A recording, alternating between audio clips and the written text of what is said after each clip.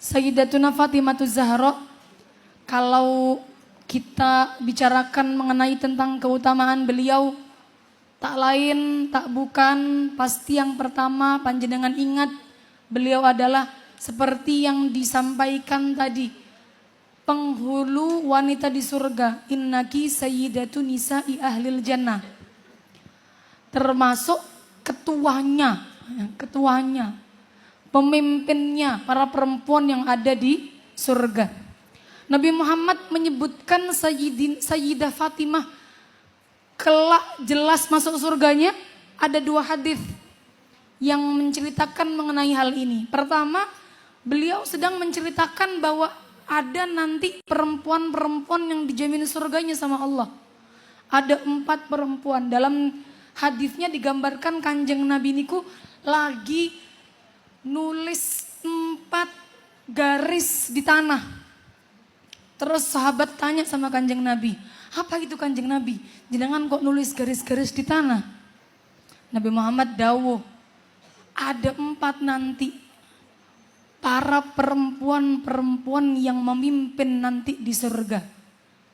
Nabi Muhammad menyebutkan yang pertama adalah Sayyidah siapa? Sayyidah Nawal.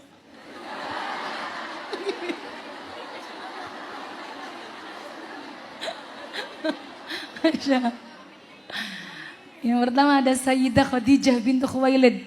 Ada kemudian Sayyidah Maryam bintu Imran. Ada Sayyidah Asiyah dan ada Sayyidah Fatimah. Ada Sayyidah Fatimah. Di kesempatan yang lain Nabi Muhammad ketika mau berpamitan dengan Sayyidah Fatimah, kalau teman-teman masih ingat ceritanya, tahun kemarin saya sudah pernah menceritakan tentang hal ini. Nabi Muhammad ketika berpamitan dengan Sayyidah Fatimah di sakit beliau, membisikkan suatu hal kepada Sayyidah Fatimah yang membuat Sayyidah Fatimah menangis sampai terseduh-seduh. Kemudian habis itu dibisikin lagi. Tangisannya berubah langsung sekejap menjadi senyuman, bahkan sampai beliau tertawa. Saking senangnya. Setelah Nabi Muhammad meninggal, wafat, kemudian Sayyidah Aisyah bertanya, kenapa dulu kamu kok ketika dibisikin Kanjeng Nabi nangis terus senyum? Itu tangisannya karena Nabi Muhammad berpamitan kepada Sayyidah Fatimah. Tapi kemudian berganti senyuman karena Nabi Muhammad berkata kepada Sayyidah Fatimah, pertama adalah engkau adalah orang yang pertama kali akan menyusulku dari ahlu baitku. Dan amatardaina antakuni sayyidat nisa'i ahlil jannah. Dan apakah engkau ridho Sayyidah Fatimah kalau kamu nanti akan menjadi pemimpin para perempuan di surga? Begitu. Akhirnya Sayyidah Fatimah senang. Terus ada sebagian hadis yang menyebutkan illa Maryam. Maksudnya apa? Kamu nanti jadi pemimpin perempuan di surga kecuali pemimpinnya Maryam.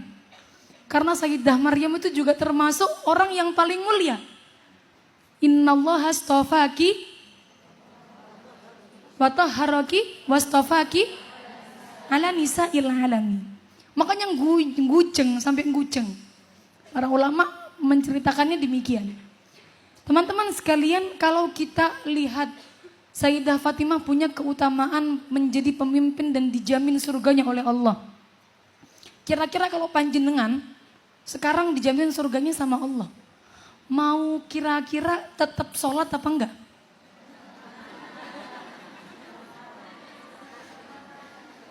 Masa katanya, masa tetap sholat? Masa? Kira-kira tetap deres betul?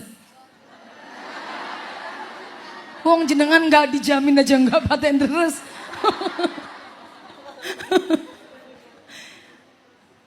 Sayyidah Fatimah kan dijamin surganya sama Allah lewat ayahnya sendiri. Bagaimana ayahnya mencintai Sayyidah Fatimah. Kalau panjenengan sering mendengar disebutkan Fatimah bid'atun minni. Fatimah itu bagian dari diriku. Maka siapa yang menyakitinya akan menyakitiku. Siapa yang membuatnya senang akan membuatku senang. Sehingga para ulama mendahulukan begini, teman-teman sekalian. Bahwa termasuk salah satunya adalah Al-Habib Umar bin Hafidh. Niku mendahulukan ketika ditanya, bagaimana cara paling cepat untuk kita supaya punya hati yang bersih? Kamu harus lewat pintunya Sayyidah Fatimah. Karena Sayyidah Fatimah itu kalau kita bikin dia senang, bikin beliau senang, akan membuat Nabi Muhammad bahagia. Akan membuat Nabi Muhammad senang. Karena Nabi Muhammad bilang demikian, faman ardoh. Kalau orang itu membuat Sayyidah Fatimah meridhoi, senang, Sayyidah Fatimah senang dengannya, maka akan membuatku senang juga. Sehingga para ulama dari mulai zaman sahabat, niku senang dengan Sayyidah Fatimah karena Sayyidah Fatimah kecintaannya Kanjeng Nabi. Saya ceritakan ada sahabat Khulafaur Rasyidin yang mengungkapkan kecintaannya kepada Sayyidah Fatimah. Pertama, Sayyidina Abu Bakar As-Siddiq. Yang kedua adalah sahabat Umar Al-Faruq, sahabat Umar bin Khattab. Niku beliau betul-betul terang-terangan di depan Sayyidah Fatimah mengungkapkan, setelah Nabi Muhammad tidak ada yang aku cintai melebihi mencintai engkau Sayyidah Fatimah. Itu di depannya. Karena Sayyidah Fatimah dicintai Kanjeng Nabi. Sehingga orang itu kalau senang sama orang akan secara otomatis mencintai apa yang dicintainya. Sampai ada satu cerita sedikit, tadi saya baru membaca dari sirahnya, bahwa Sayyidah Fatimah niku punya cucu.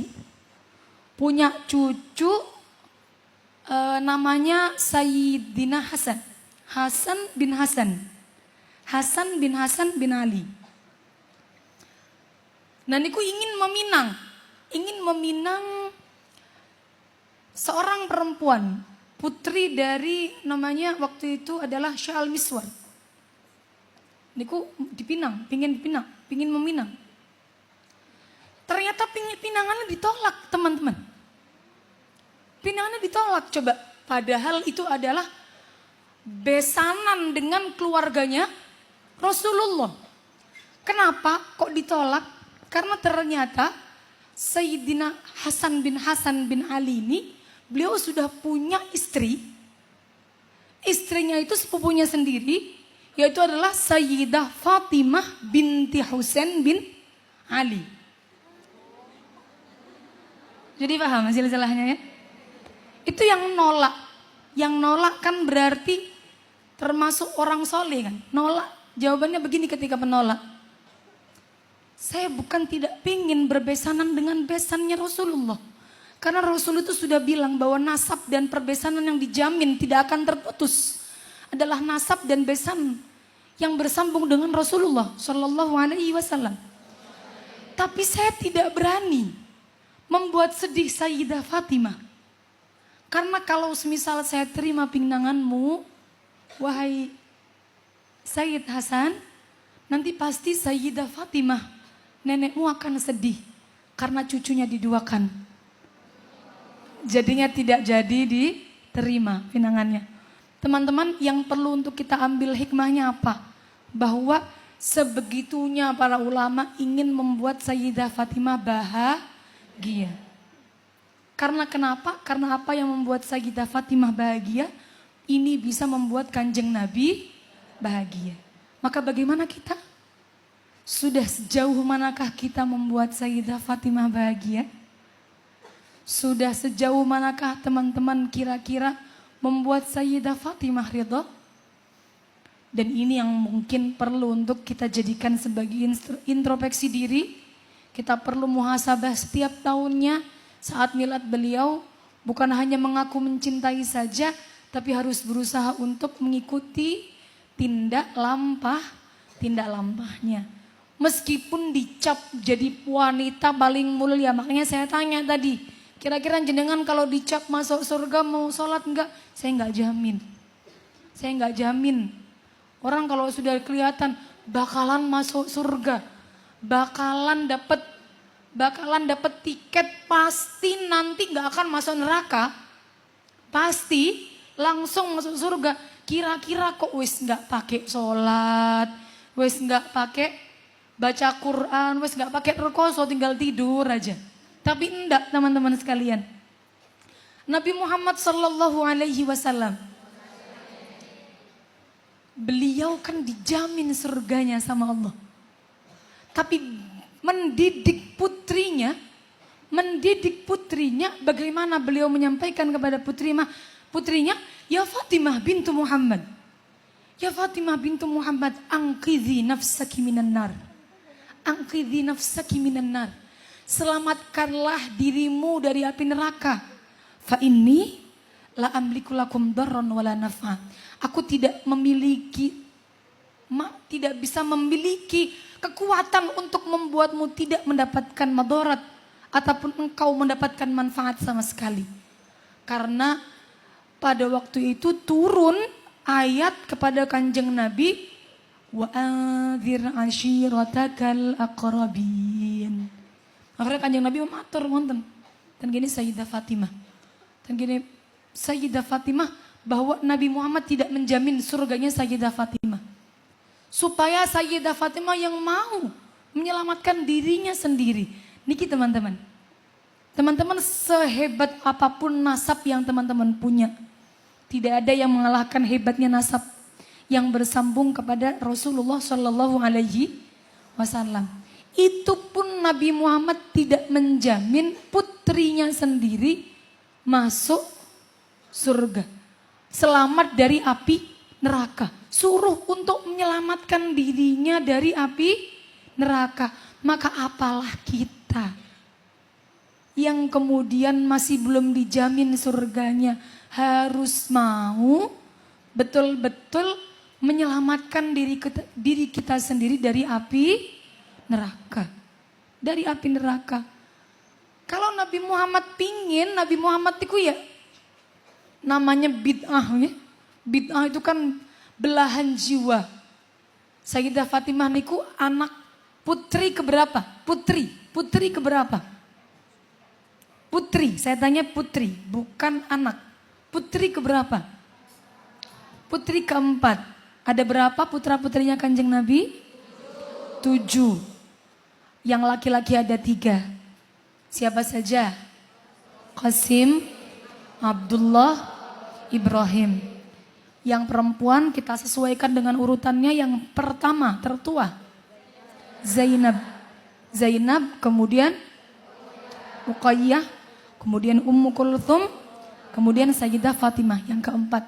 Coba teman-teman bayangkan, andaikan semisal jadi putrinya panglima jadi putrinya pemimpin. Kanjeng Nabi kan pemimpin.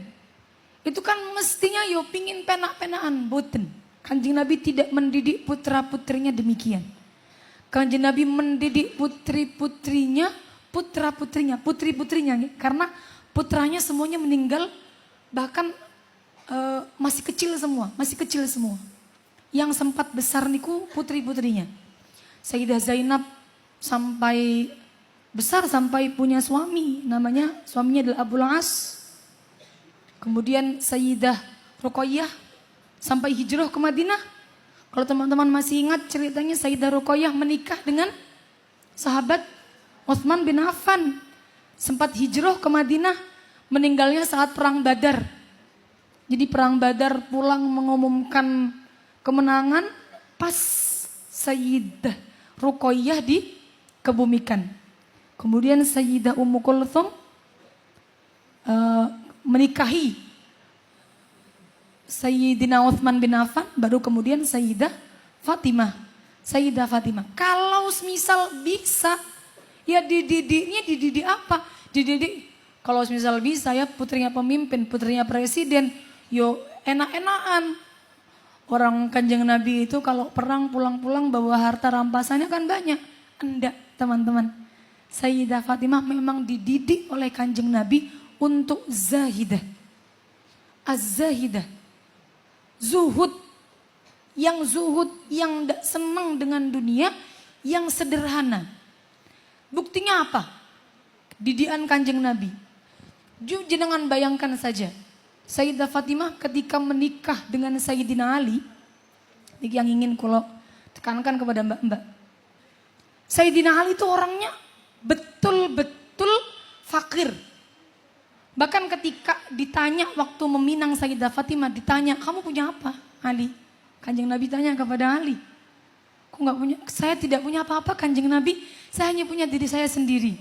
Terus Kanjeng Nabi mengingatkan, loh kamu punya baju perang, mana itu baju perangmu? Oh iya ada Kanjeng Nabi, jual baju perangnya. Dijual baju perangnya, laku seharga 400 dirham teman-teman. Yang kemudian ini dijadikan sebagai mahar kepada Sayyidah Fatimah. Di sebagian riwayat 400 dirham ini Kanjeng Nabi ngutus untuk dibelikan minyak wangi untuk Sayyidina Ali dengan Kanjeng Nabi.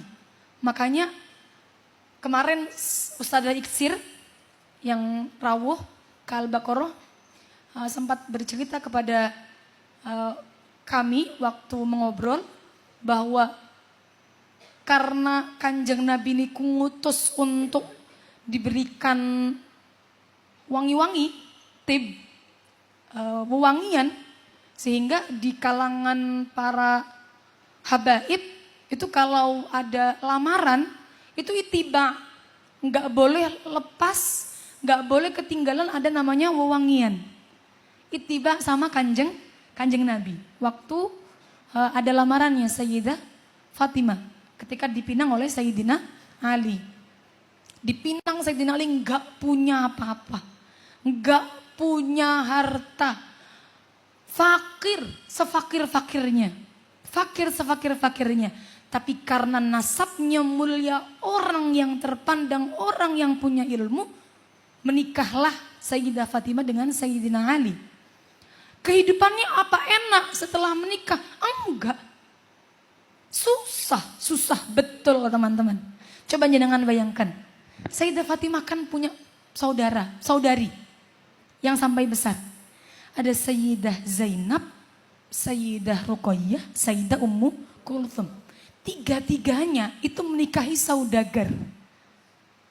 Sayyidah Zainab menikah dengan Abul As. Abul As itu saudagar kaya di Mekah. Bagian pemasar orang kalau mau menjajakan dagangan di Mekah itu lewatnya Abul As. Jadi kalau sekarang itu orangnya mungkin sekarang bos begitu ya, yang bagian memasarkan dagangan. Kaya betul. Agen kata Bajihan sekarang. Konglomerat. Jadi kaya betul. Sayyidah Ruqayyah menikahi Utsman bin Affan. Kemudian Sayyidah Ummu Kulthum juga sama menikahi Utsman bin Affan. Jenengan sudah tahu ceritanya. Bagaimana Sayyidina Utsman bin Affan seringkali dipuji oleh Kanjeng Nabi karena beliau selalu menginfakkan hartanya. Beliau saudagar kaya, orang yang kaya tapi infakkan hartanya untuk agama Islam. Coba jenengan bayangkan, orang sekarang kalau keluarganya dapat orang-orang kaya, kira-kira apa isi hatinya? Jangankan saudaranya yang kaya, orang lain yang kaya saja pengen. Iri. Niki kulo betul-betul ingin menyampaikan hal ini. Sekarang zaman media sosial teman-teman. Kita semakin mudah melihat kenikmatan yang diberikan oleh Allah kepada orang lain. Lihat orang kehidupannya enak. Lihat orang kehidupan pernikahannya indah. Lihat orang dapat nikmat banyak. Akhirnya gampang-gampang ngukur. Kok nikmatku sedikit? Kok nikmatku enggak banyak? Itu gampang banget sekarang. Karena efek negatif dari media sosial. Coba jenengan bayangkan Sayyidah Fatimah. Saudara-saudaranya kaya-kaya. Suaminya kaya-kaya. Kan? Sayyidah Fatimah dapat Sayyidina Ali. Mengeluhkah? Tidak. Kemudian curhat sama Kanjeng Nabi gak terima? Tidak. Karena Nabi Muhammad SAW yang langsung mendidik Sayyidah Fatimah demikian. Nabi Muhammad pernah masuk ke rumahnya Sayyidah Fatimah. Beliau sedang menggiling gandum, menumbuk gandum. Pakaiannya pakaian yang kasar. Kanjeng Nabi lihat Sayyidah Fatimah capek begitu nangis. Coba biasa nih orang tua itu kan kalau sama anak ragil itu kan sayangnya lebih. Kanjeng Nabi dengan Sayyidah Fatimah juga demikian. Sayangnya lebih. Makanya sampai bilang Fatimah bid'atun minni. Bagian dari jiwaku, belahan jiwaku. Kan sampai begitu. Nangis. Tapi bilang bagaimana Kanjeng Nabi kepada Sayyidah Fatimah. Bukan, Sayyidina enggak usah begitu, enggak. Kanjeng Nabi bilang, ya Fatimah, teruskan Fatimah. Teruskan Fatimah. Bagaimana bahasa Arabnya? Kanjeng Nabi bilangnya, tajarra'i ya Fatimah. Tajarra'i ya Fatimah. Muraratad dunya lina'imil akhirah. Teruskan Fatimah, kamu cicipin itu enggak enaknya dunia Fatimah. Kamu terusin. Supaya nanti kamu di akhirat dapat kenikmatan akhirat. Bukan kemudian disuruh malah enakan. Enggak. Kalau giling, numbuk sampai mengepal tangannya. Sayyidina Ali juga begitu. Bekerjanya sama orang Yahudi. Setiap satu timbaan, upahnya 1 butir kurma. Nimba, 1 timba, 1 butir kurma. Begitu pekerjaannya. Pernah Kanjeng Nabi masuk ke rumahnya Sayyidah Fatimah. Gak ada Sayyidina Hasan dan Husain kan nyari cucunya. Kanjeng Nabi. Kemana? Tadi di kelaparan Kanjeng Nabi Hasan dan Husain. Akhirnya diajak sama Ali. Diajak sama Sayyidina Ali. Diajak ternyata ketika disusul. Dilihat sedang ada di kebunnya orang Yahudi. Ada bekas kurma. Di tangannya Sayyidina Hasan dan Husain. Sayyidina Ali lagi nimba supaya dapat upah kurma. 1 timba 1 kurma. Akhirnya dibilang sama Kanjeng Nabi, ayo Ali, ayo kita pulang sebelum nanti Hasan dan Husain kepanasan. Ayo kita pulang. Sebentar Kanjeng Nabi, jenengan duduk dulu Kanjeng Nabi. Kata Sayyidina Ali, jenengan duduk dulu Kanjeng Nabi. Saya lagi nimba ini supaya dapat beberapa kurma karena Fatimah di rumah juga kelaparan. Maka tolong duduk dulu. Pulang-pulang sudah dapat beberapa kurma dibopong. Sayyidina Ali bawa salah satu putranya, Kanjeng Nabi bawa 1 putranya. Sayyidah Fatimah sampai pernah disuruh Sayyidina Ali, coba itu Kanjeng Nabi dapat budak, karena baru ada yang ngirim budak. Kamu minta coba, biar kamu itu di rumah enggak repot sama pekerjaan rumah yang kamu lakuin setiap hari. Sayyidina Bilal itu pernah lewat, anaknya Sayyidah Fatimah nangis, Sayyidah Fatimah lagi bikin roti.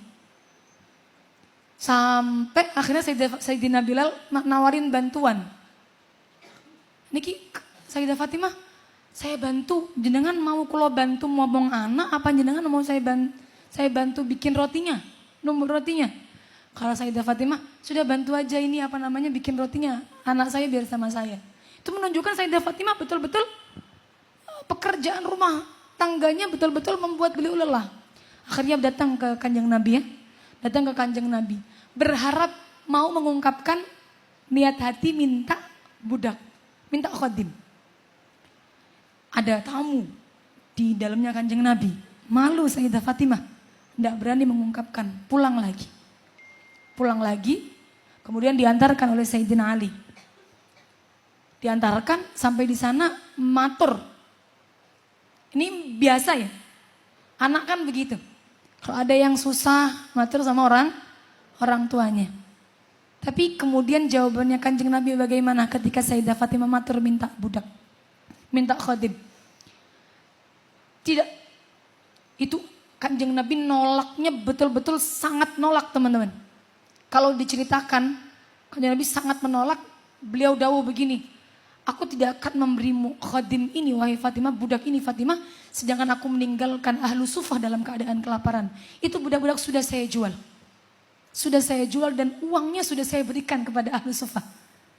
Sudah saya berikan, kamu pulang aja, pulang. Enggak. Teman-teman, tidak semua permintaan yang diminta oleh anak diturutin oleh orang tua. Bukan karena orang tua nggak sayang.